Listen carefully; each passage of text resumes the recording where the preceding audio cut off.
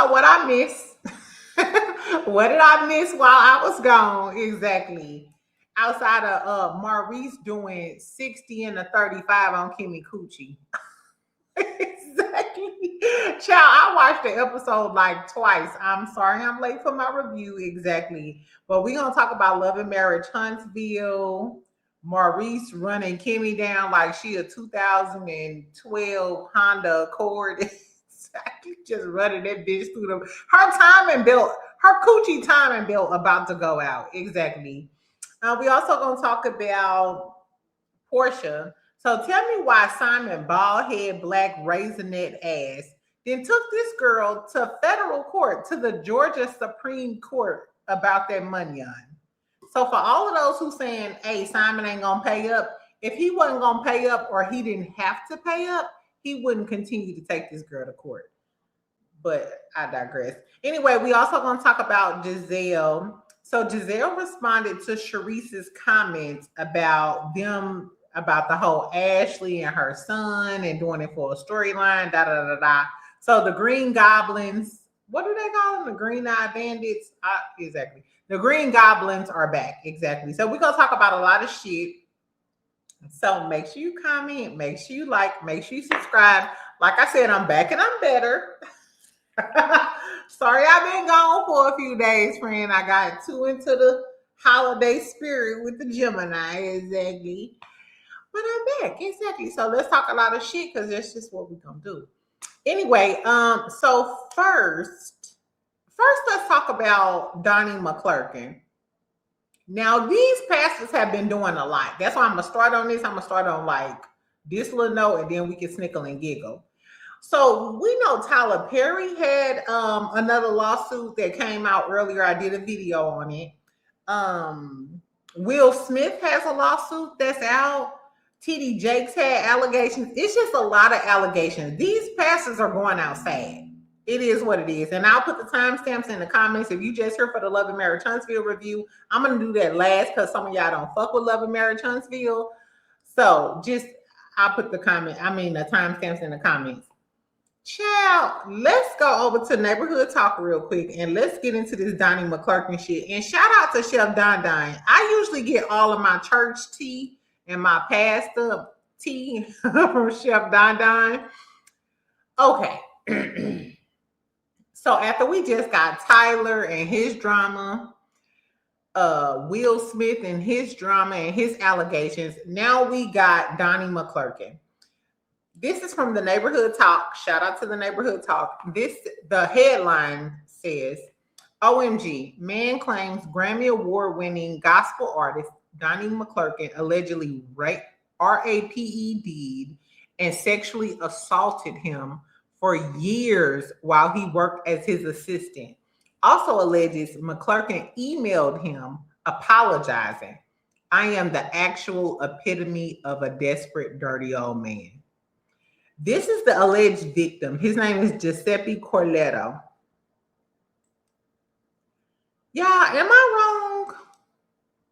Am I wrong for not being surprised? I don't know about y'all, but I grew up in the church. And a lot of the pastors gave me questionable, but they had questionable behavior. And it wasn't just in the Catholic church. It was in Baptist, Christian, the black churches and everything. Exactly. You ever had that uncle that was all into church, but he still gave a little extra sass and a little too much ass in them damn suits? That ain't funny, but I'm for real. And I feel like church folks be throwing it under the rug. Anyway, sweeping it under the rug is exactly. So let's get into this article. So this says, and I'll try to sum it up and make it quick. It says, neighbors, this tea is hot. The Grammy Award-winning gospel artist and pastor Donnie McClurkin is being accused of raping and essaying a man who worked as his assistant and often sought counsel for him. Giuseppe Corletto spoke exclusively with NBC News to detail the alleged essay and why he chose to file a lawsuit against the famed pastor. He says in 2003, now 2003 is a long time. That's over 20 years, but that's neither here nor there because, you know, Some victims identify with their abusers and stay with them for a long time. I don't know.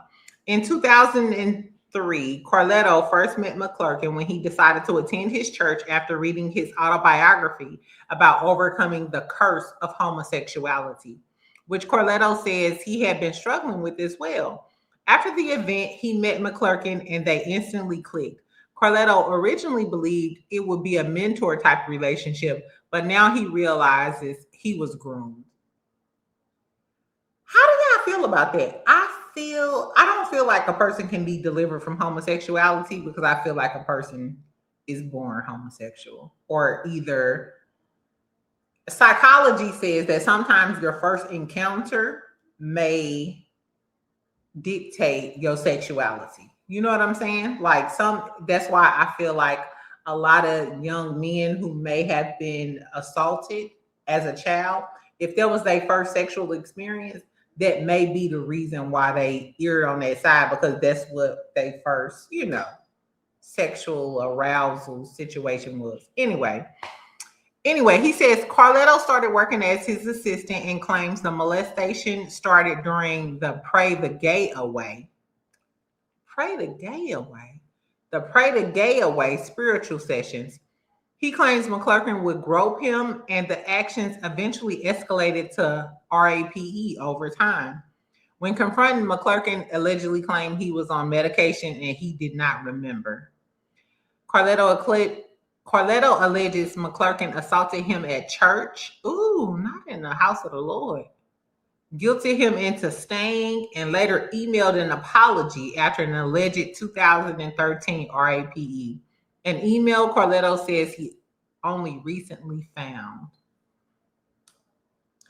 So in the email, he says, "I am the actual epitome of a desperate, dirty old man," he allegedly wrote in the message, according to the lawsuit. "Pawning and groping a young man who is just looking for a friendship and close platonic relationship with someone I'm assuming once looks to help, guidance, and spirituality." Okay, so I'm done with this. Exactly. Tell me what y'all think about all of these allegations against these pastors and these well-respected men in the community. Like I said, TD Jakes has had allegations. Will Smith has had allegations. And just in the last week, we've seen Tyler Perry with another lawsuit. But shout out to Andrew Gabor. I think his name is Andrew Gabor. He's a YouTuber. He is so funny, child. Is it Andrew Gabor? I want to get his name right. Gabor. I think it's Andrew Gabor. Yes, Andrew Gabor. He read the court documents and the text messages. If y'all haven't subscribed to his channel, go over there. He is so funny. He gives me a snickle and a giggle every time. He's one of my new favorite YouTubers or whatever. Anyway, so he went over the lawsuit with Tyler Perry and the new accuser. Mind you, in that first video, I nailed Tyler Perry to the wall. But now, after listening to the text messages and stuff, it was giving you was gay for pay with Tyler Perry. And now you mad and now you want Tyler Perry to pay you. Now, I don't know the situation with this whole Donnie McClurkin thing, but I do know that it be some wayward shit that's going on in the church. And that's why a lot of people, if I'm being honest, that's why a lot of people don't go to church no more. Like I said, I was raised in the church, but some of the stuff you see, even with the Jamal Bryant, did y'all see that Pastor Jamal Bryant shit where his wife wore that like nude illusion type of dress or whatever, and he addressed it in church? And then it was another pastor on It's On Site. I posted it on my story. I don't even know what the pastor's name was. But he was talking about Jamal Bryant and was like, "You got your wife looking like a $2 whore." I said, did the pastor just call a first lady? Did another pastor just call another first lady a $2 whore? Child, it's pastors going wild. Pastors gone wild out here in the streets. Exactly. I don't know what the tea is, friend, but that's what's going on in the church house. And it's a lot of SA allegations out on these prominent black male figures. Now, just because you black, do you get a pass? Absolutely not. I don't give a fuck about you if you out here harming people. Exactly. So I'm not on their side. Let's not get it twisted. Anyway, so fuck them. Fuck them. Let's talk about the whole Gizelle, the Gizelle, Charisse, Robin debacle. Now, I talked about this the other day because Charisse went down on Carlos King's podcast and she was talking about how she was blindsided, how she hadn't talked to her son about him allegedly messing with Ashley, how Ashley and Gizelle don't have no storyline. They do everything for a storyline. She was saying all of the things. So a lot of people in the comments was like, Charisse, you just doing this for a storyline because everybody was dragging your ass because you offered your son up on the show so you can get back on the show. And I told y'all in the last video I did, which was what, Friday? I wanted to see what Gizelle was going to have to say with Robin because Charisse mentioned that she was talking to Robin about it and Robin got all her information from Gizelle. So Gizelle and Robin, they did their little reasonably shady podcast or whatever, and they was talking about it. Let me see if I got the clips, though. Let me see if I got the clips. First of all, Robin said that she thought it was tasteless, wrong, and unnecessary for Ashley to expose that on national TV. But she did say if it was her son, she wouldn't be mad. If it was y'all son, would y'all be mad that y'all friend was messing with y'all son? If they both grown? Now, I ain't gonna say, I guess if they both grown, you can't really say nothing. But the fact that Ashley lied to her face, told her on national TV, and bitch, you been at my house. Remember, she said she seen me on a Ring camera. Girl, you been fucking on my micro suede couch. I don't know. Ashley just gives me scum bum, a scum bum type of bitch. Her mama is a scum bum, taking care of a nigga that was living underneath the bridge. She gives me trash. I ain't gonna. Ashley has always given me trash that just married an old white man, sucked on his geriatric balls, and came up. I apologize. I don't fuck with Ashley like that. Anyway, child. So Gizelle chimes in, and Gizelle, you can tell that Gizelle is visibly pissed off. She's trying to keep it cute and keep it classy, but she like, I don't know why I'm catching strays because Charisse was acting cool when Ashley told her that on camera. And she also said that in the past, Charisse was calling Ashley like her daughter-in-law and thought it was cute if her son and Ashley hooked up or whatever. Like they'll look cute together. She thought it was a cute thing. And you know what? I believe Gizelle. Even though Gizelle a lying-ass, green-eyed bitch, in this instance, I believe Gizelle. Because if you really felt some type of way, Charisse, you wouldn't have invited your son to that event. And the way she presented her son was like, hey, son, hey, Ashley. Like, she was literally serving her son up on a platter for Ashley and for the storyline. And we know that Charisse been desperate for a storyline ever since she was coming for Karen. So Leatherface. Did you switch gears because all of the fans were coming at you for serving up your son just so you can get back on the show? I don't know. Let me see if I got the clip of Gizelle talking shit. I know it's probably on No Chaser. Shout out to No Chaser. I think it's on Order Bravo Shade Room. Okay, y'all. Let's listen to this clip of Gizelle and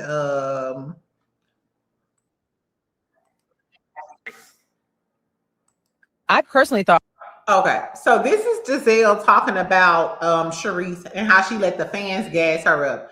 I kind of believe that too. Like, until we started talking about how you were serving your son up for a storyline, you didn't seem fucked up that Ashley said that she may have gave your son some fellatio in the back alley, allegedly. Or she might have been dropping it down and dipping it low on your couch at your home. I still think Ashley a trashy ass bitch though. Ain't no way. Even if you fucking with this girl's son and they grown, why are you at that woman's house? I guess, child. When Ashley was in the process of mentioning it, I thought Charisse was gonna like flip a table, go the hell off, go crazy. I don't know anything. None of that happened. Okay, great. Right. And so she's giving the same energy that you just described, Robin. What I will say is Gizelle and Robin actually look really pretty in this clip. Jackson's grown. He can do what he wants, which he is. And so is Ashley. Ashley's a beautiful girl. And Charisse has for years made comments about Ashley being her daughter-in-law. The fact that Charisse has made comments about Ashley being her daughter-in-law is insanity to me. And I don't know if this is a stretch, but are you doing that because she light-skinned? Because Ashley ain't that cute to me. First of all, Ashley got a big ass bulbous forehead. Shout out to Candy Ass. Exactly. Oh my God. And you know, they were flirty, and that would be so cute. Blah blah blah. So there's no issue here. Okay. Right. Then when it was brought up again in a whole nother scene, Charisse had the same energy. Like she kind of like thought it was funny. It was kind of cute. Whatever. You can't then let the fans gas you up to then have a moment, to then have an issue off camera. You know what? And I can believe that because even at lunch, it's not like she cursed her out like, bitch, what you say? You've been talking to my son. Da, da, da, da. I think that would have been anybody's gut reaction if they was really mad about your friend talking to your son. She kind of snickled and giggled about it and then followed up with bringing your son and serving him on the platter. Yeah, I don't know, friend. Right. Like, no, that's just... I think it's ridiculous. And then how I'm catching strays is beyond me. Okay. Right. And how Charisse is rewriting history is beyond Charisse. You know what? And it's crazy because we all know that Gizelle is a lying green-eyed bitch. But in this moment, it's given she's truly shocked. Like, girl, why you throw me under the bus like that? Rewriting history is beyond me. And I'm not even going to get into the weeds of that because it's just like actually no need. Mm-hmm. So I just don't know how then Gizelle and Ashley, but I'll just speak for myself, are horrible people, bad friends, make up lies, wanted to push her out of Potomac, all these things that... I don't think Gizelle wanted to push her out of Potomac. I feel like Gizelle always wanted to pull Charisse back in, not because she liked Charisse though, only to spite Karen. Because I feel like Gizelle always felt some type of way that Karen was the grande dame. And Charisse always felt a type of way because Karen was the grande dame and y'all hoes was always number 2. Are simply not true. Yeah. So Gizelle looks really pretty on her though. Now that I know, Charisse, how you working for? Now that I know, I will govern myself accordingly. But because I've always cared about Charisse and I will continue to care about her, I wish her the best of luck. I want nothing but great things in her life, and God bless. But I hate that. We're here. God bless her. God bless. And because if I know that I've been nothing but a friend to you, and then you just like mix it up in your head, I can't. Like Gizelle gets Karen. I don't necessarily know about this though because Gizelle, you ain't a friend to nobody. Okay, so this is what Robin got to say. Robin said she has a son. She wouldn't be tripping because both of them are grown. However, she do think that Ashley is a dog ass bitch for doing it on national TV. And I agree. And then on top of that, you on national TV, you acted like y'all just kissed and then went on Watch What Happens Live and put it out there like y'all did the Oochie Coochie. So, yeah.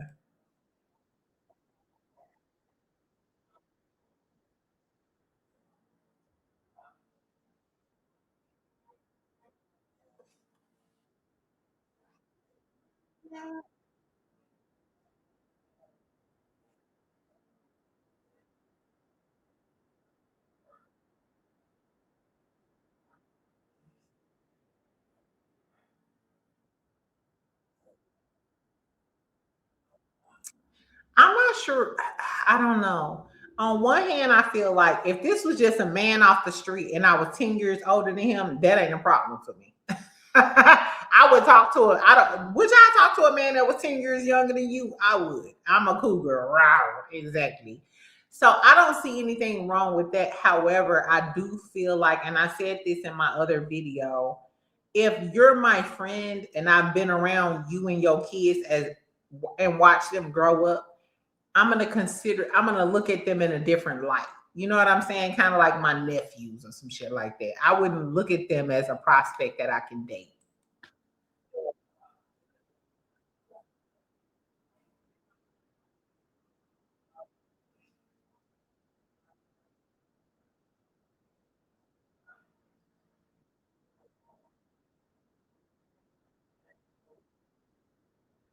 Mhm.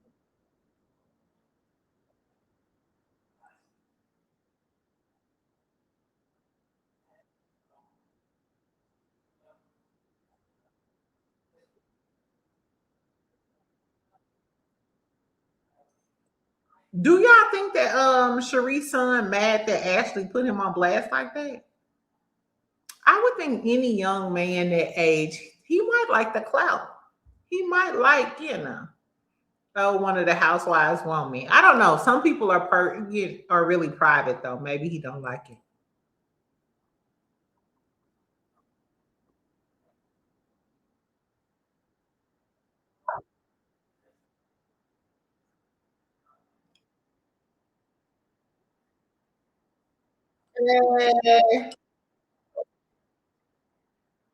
I don't know about that. Do y'all feel like it's none of Charisse's business what her adult son does? I I don't know. I don't have kids, but I don't want to know what my grown nephews do. However, if you messing with somebody that's in close proximity to me, then I want to know. And as my friend, I expect you to tell me because I don't. It's still kind of trifling to me. I just feel like if Ashley was talking to any other person that was 10 years younger than her, who gives a fuck? Throw that coochie out there. Take them through there, girl. Throw that coochie. You just be giving it out. Exactly. But when it's somebody that's close to you, I don't know. I think that's a little trife life. I think you live in a trife life, and I think you got some cabbage coochie. I don't know. Anyway, so let's move on. Let's talk about Simon and Porsha. Now, I got this tea from Michelle ATLN. Shout out to Michelle ATLN. She usually goes live and posts at night. And y'all know I'm kind of a night owl, so I love listening to her content when it suits me or whatever. Anyway, so she uploaded this little tea. Apparently, Simon Gobadia. First of all, y'all remember that girl that Simon was out with right after Porsha filed for divorce? Why is that girl over there in Dubai now? So why are you still tripping off of Porsha and you flying the girlies out to Dubai with you? Girl, I guess y'all. Anyway, so Simon has filed on 12/29, which was just the other day. When was New Year's Eve? Wednesday, so this was Monday. He filed an appeal in the Georgia Supreme Court to appeal the decision of the lower courts. So it's actually called a petition for certiorari. You would think I would know this. I think it's certiorari. Exactly. Anyway, so basically they review the decisions of the lower courts and basically decide if the decision was just and lawful. You know what I'm saying? So if you remember in their first divorce decree, Porsha was awarded $40,000 a month in alimony for 15 months. Her legal fees were covered. The Rolls Royce he gifted her, she was able to keep it. She had an option to stay in a legal marital home until 2027. Now, Simon first appealed the regular Georgia court, but now he's appealing the Georgia Supreme Court. Michelle ATLN speculated that maybe after the Georgia Supreme Court, he can go to the federal court. I'm not even sure a divorce can go to like a federal court system. I'm not sure if that's like something legal. Anyway, but with the after they review the case of the lower courts, they can determine whether or not the prenup was valid, whether the prenup should be enforced, whether Porsha has to get out the house, whether he has to pay the $40,000 a month plus all of the fees and all of the shit. My whole thing is, why are you so concerned? Remember, once all of this happened, everybody was like, oh, well, he in another country. They can't force him to pay. Da, da, da. If they can't force him to pay, then why he so stressed? And my whole thing is, if I'm the judge or if I'm Porsha's attorneys, Simon already didn't pay his last attorneys, and that attorney filed a lien against the home. And the attorney fees that he had to pay for Porsha, they filed another lien against the home. So in Michelle's video, she was speculating that maybe he's just racking up these legal bills. You know what I'm saying? Because it'll be so many liens and so much shit against the house that when Porsha decides to sell the home, it won't be any equity in the home and she won't make no money. Mind you, see, she's still living rent-free in a $7 million mansion. But why is he so concerned?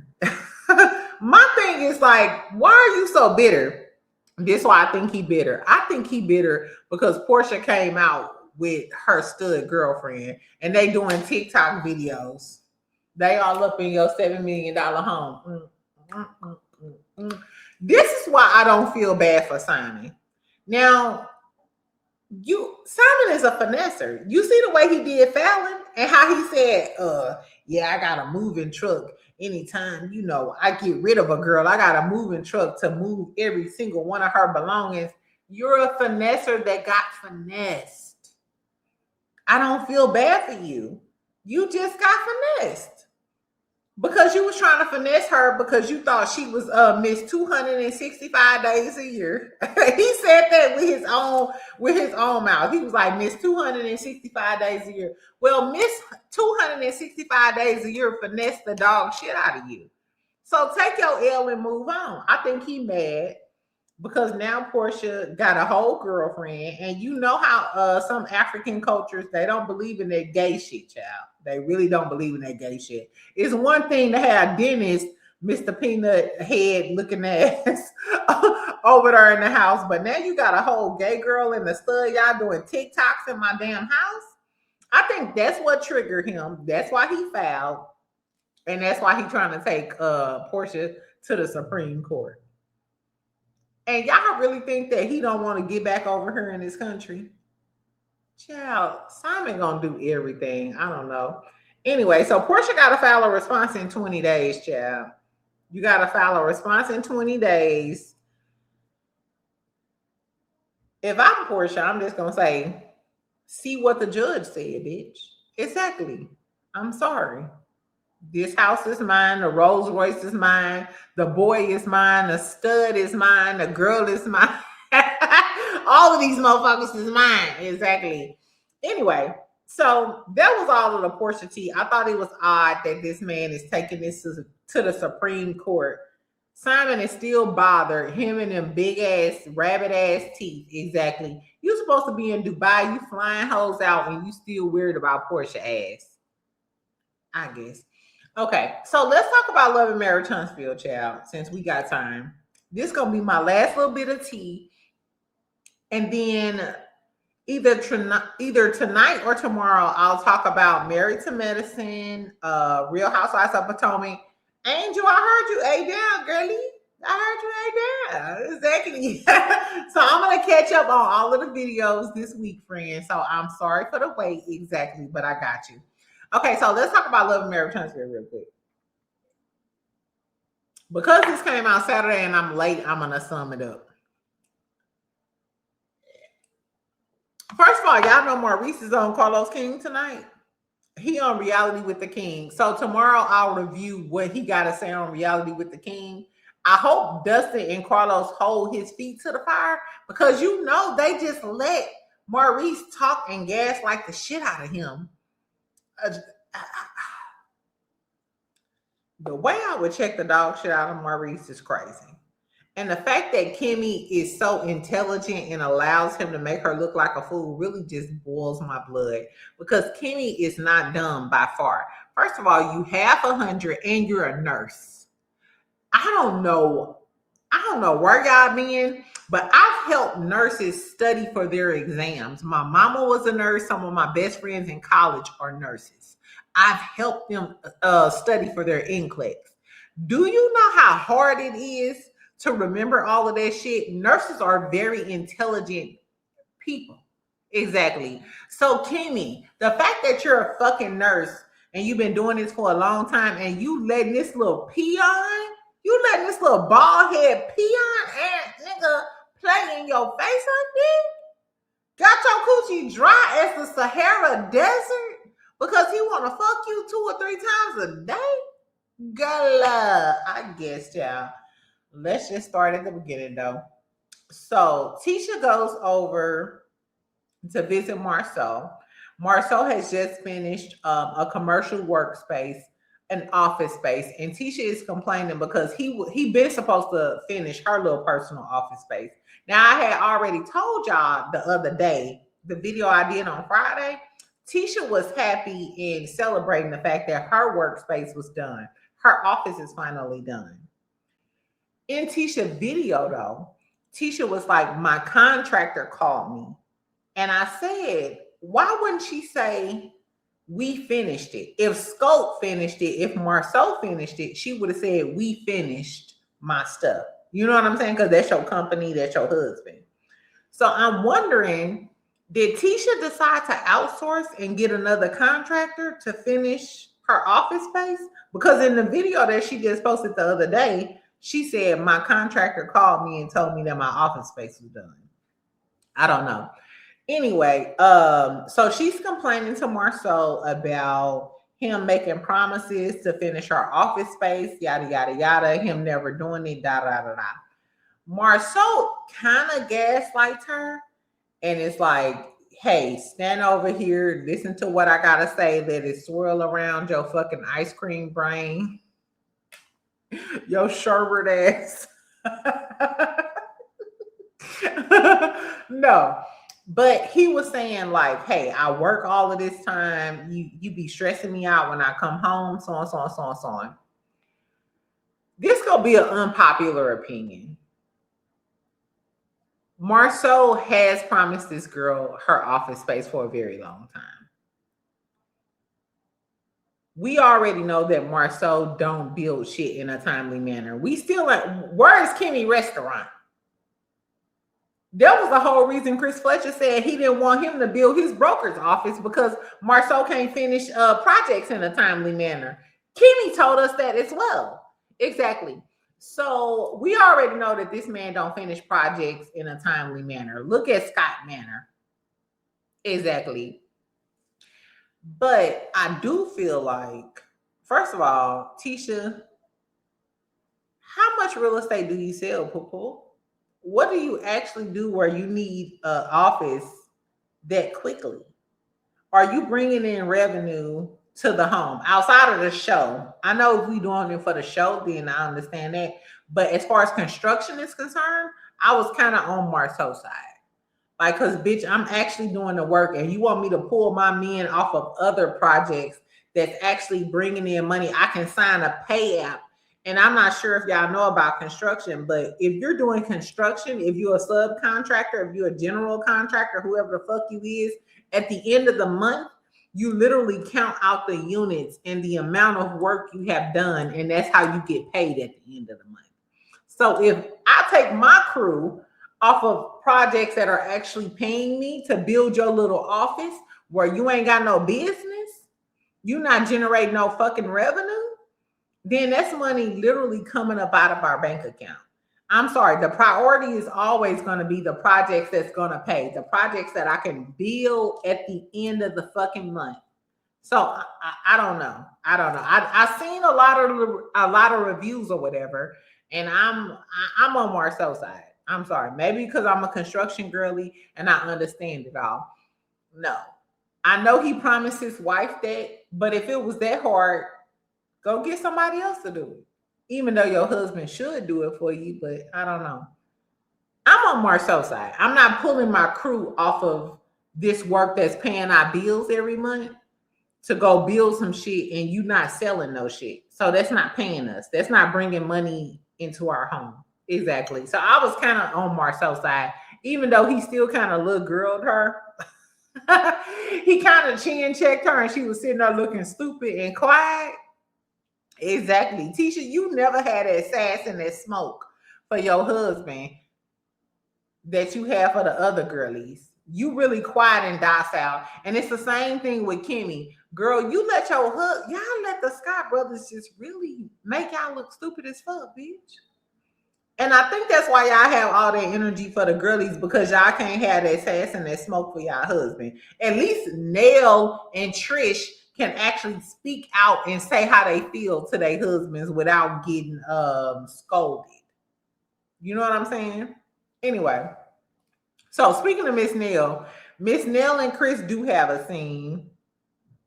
And they outside just drinking, having a little cocktail or whatever. They talking about what happened at the winery. So Ms. Nell is telling Chris that Tisha got a problem with her. They not gonna get along. She was telling Chris about the snakes. He was like, what type of bitch even has snakes? Exactly. That just says a lot about her. But he was like, okay, so what did you do to her? Because Tisha and Marceau, they did a live and they said that they didn't want to talk about this shit on social media. And Miss Nell was like, I talked about her marriage. I talked about that bitch marriage, exactly. And I'm not mad at Miss Nell, but I'm glad that she was being honest with Chris Fletcher. And Chris Fletcher, I feel like he wanted to tell her, well, you was wrong, but he didn't necessarily tell her like straightforward or whatever. But Miss Nell was basically like, I'm gonna go in on this bitch. Like, if she keep talking that shit, I'm gonna go in on her. Did y'all peep that Miss Nell said, I'm gonna start dropping names? Miss Nell said, I'm gonna start dropping names. Names as in plural, not a name, not the one girl that Marceau allegedly is messing with. She said names. She said, and I know this for a fact. Damn, Tisha. I told y'all Marceau Mystery Lady is bookmarked on my Instagram page. Exactly. So I don't know. My whole thing is, Miss Nell, if you're not gonna tell us what the real tea is, I'm sick of this. I'm sick of it with the whole male thing. All of the girlies saying that Marceau been cheating for all of these years. If you're not gonna tell us the real tea, then I don't give a fuck about it. Because Tisha don't give a fuck about it, and all she gonna say is bring the receipts. Even though Martell brought the receipts, he brought the Harry Hines girl to our face, live and in person, who said that Marceau was hitting from the front and Maurice was hitting from the back. So I don't know. But the fact that she said names as in plural, I don't know. But I kind of felt like Chris Fletcher's sneaky ass was kind of like, well, we don't want no problems. I kind of feel like Chris Fletcher got some shit in the chamber too. And the way Tisha was snickling and giggling on Tisha Tuesdays is giving me, we gonna find out some dirt about Chris Fletcher. And if y'all watch Lexi series, we already know that Chris Fletcher, you got some shit in your closet too. I don't know. We know that they had infidelity in the past, but Chris Fletcher, is you still out here cheating? You still on your Martell shit? You too old for that, Mr. Salt and Pepper? I don't know, but I would talk to Chris Fletcher. Out of all the husbands, I think I would talk to Chris Fletcher if they were single. I don't talk to married men, but I'm saying if they were single, I would probably talk to Chris Fletcher. Because I feel like you could dot Chris Fletcher in the eye and maybe he'll stop cheating. I don't know. Anyway, okay, so Tisha and Marceau, they have like this intimacy coach that comes over.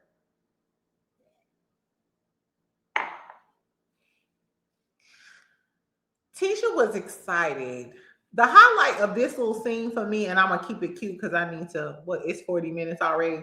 Okay, so the highlight of this scene for me was when they were like talking, they were like on top of each other, Marceau was saying that, hey, I'm the one who initiates, like, hey, can I get kisses? Can I get hugs?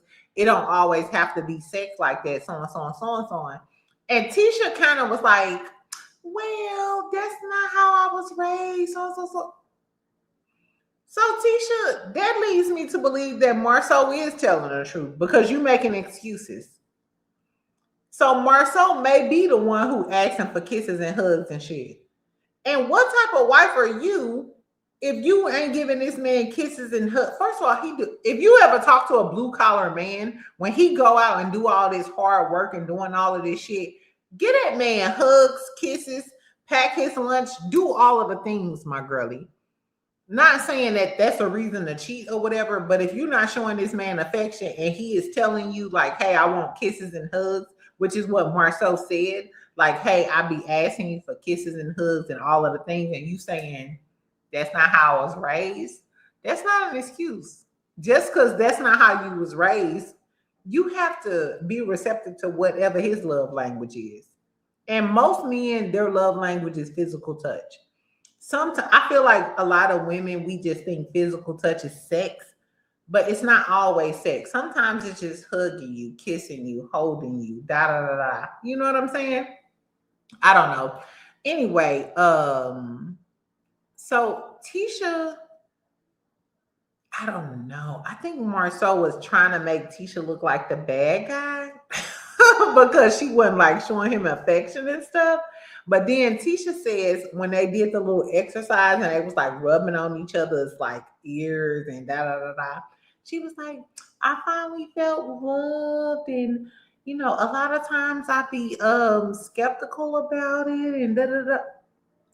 Tisha always shows her insecurities when she really be talking and shit, because you always acting like you ain't got shit to worry about and y'all marriage is safe and you ain't got to worry about infidelity and shit. Then why do you always sound insecure when Marceau finally show you a little love or whatever? Like, I don't always feel like that and so on, so on, so on, so on. It's like, Tisha, what's the tea, boo? Either you securing your marriage and you know your husband love you and he always show you love, or you insecure and you just be faking for the cameras like you did season 1, 2, and 3. Remember, she used to act like, oh, it was all good. No, I ain't got to worry about infidelity, so on, so on, so on, so on. And then we find out from Kimmi and Maurice and all of the other people that you was fucking strung out and stressed the fuck out because you was reading the comments and you was depressed. I guess, child. Anyway, so last but not least, we get to Kimmi and Maurice. Girl, this was so stupid. So with the Kimmi and Maurice stuff, we find out, first of all, they start out with this couples counseling. They have to like make compromises and stuff. And Kimmi is telling him like, I'm sad, I feel alone, yada, yada, yada. I want to spend more quality time with you. He telling her, Maurice is telling Kimmi, I can give you more days and give you more quality time, but the quality time got to be sex. Like, we got to have sex during this quality time. And Kimmi is trying to tell him, like, no, the reason why I want to spend quality time, the reason why I want to spend quality time, nigga, is because I feel like if we spent quality time together, then the sex would be better. It would be more, it would be quality. We would enjoy each other. We would be more satisfied. The only thing that tells me is she ain't satisfied. She not satisfied with your whack ass sex. So we find out that he wants sex 2 or 3 times a week. We talked about this in like the other little recap. He wants sex 2 or 3 times a day, excuse me. And the therapist is like, do you think women are equipped, like they're able to just have sex 2 or 3 times a day? This motherfucker gonna say, well, when I was raised, they said that you can lay down more. I can lay down more than you can stand up. Like a woman can lay on her back. What was he trying to say, y'all? Like she can lay on her back and just take it? My whole thing is any type of man that just wants you to lay on your back while he bangs your back out don't give a damn about your pleasure. All he cares about is himself and getting his rocks off. And we knew this. To me, I already knew this when she was going through chemotherapy and he was talking about her suffering through it. Check his roll call. 1 second, friend. Hello? Yes. Are you busy? Look, I'm going to call you back in like 10 minutes. I'm going to finish my video, okay? What? I'm sad. I'm gonna call you back in a minute. Answer the phone.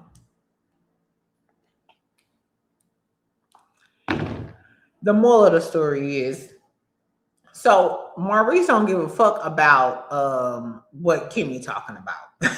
Even when the therapist told Maurice, like, she wants you to spend more quality time with her. He was like, nope, I can't do it. And Kimmi was like, I don't like that. You ain't giving no positive energy. Kimmi, you're a half 100, dog. You a half 100. You signed up for this jackrabbit because it's giving jackrabbit. It's giving Maurice ain't got that thing on him. Exactly. And you decided to keep fucking with him. I don't feel bad for Kimmi. I don't feel bad for Kimmi. I don't feel bad for Letitia Scott. Exactly. Because this is what y'all signed up for, and y'all keep... The reason why I don't feel bad for y'all hoes, because y'all know to go in on the girlies. Y'all know to go in on Nail and Mel and shit. So, bitch, you know better. You just too scared to go in on your husband because y'all so desperate to be a Scott wife. Girl, I don't know. Then we find out that he got a sexual addiction because his daddy locked the refrigerator. Bitch, so because you can't get a $6 sub, because you can't make a sub sandwich in the refrigerator. I mean, I get the psychology of it all, but at the end of the day, I don't know. I feel like the therapist gave him a cop-out and he rolled with it. Let's not forget Maurice passed the LSAT. Do y'all know how hard it is to pass the LSAT? I went to law school. Exactly. Girl, I don't know. Anyway, that's all I got, friend. I thought the Love and Marriage Huntsville episode was good. The Scott sisters are dumb and crazy. I can't fuck with them hoes. I'm going to review The Real Housewives of Potomac and Married to Medicine tomorrow. So sorry I'm late, friend. Exactly. But I'll get back on track. Tell me what y'all think about Donnie McClurkin, all of his drama. Do y'all think Charisse is just putting on to try to get back on the show full time? And tell me what y'all think about Maurice just being a dog ass nigga and Kimmi accepting it. Exactly. That's her fault. Anyway, I love y'all. Make sure you comment, make sure you like, make sure you subscribe, and I'll talk to you tomorrow. Bye.